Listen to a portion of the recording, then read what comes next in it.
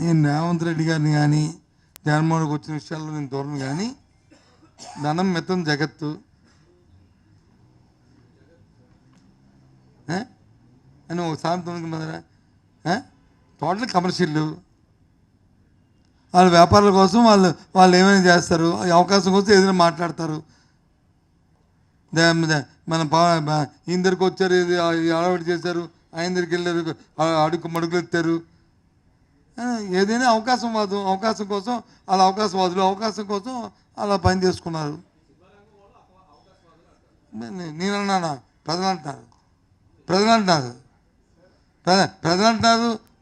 మీ media అంటుంది, మీ boss అన్నాడు, మర్చిపోవా? మీ boss Muralimohan ఒక ఇంటర్వ్యూ చూడు తీసి, మురళీమోహన్ని మళ్ళీ రిపీట్ ఇంటర్వ్యూ వేయండి. ఒకరోజు వచ్చి ఫిల్మ్ షో లేకపోతే కొమ్ములు ఇప్పింది,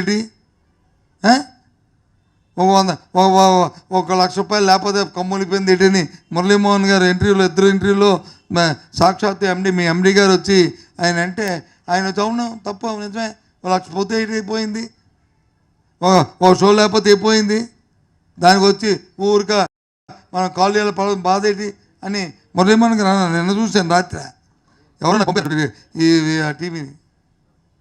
అది నువ్వు అడుగుతున్నావు కాబట్టి చెప్తున్నాను నేను, అంతేనా కదా? మళ్ళీ చూడండి, మళ్ళీ ఇంటర్వ్యూ వేయండి ఒకసారి దయచేసి. నా రిక్వెస్ట్గా చెప్పు.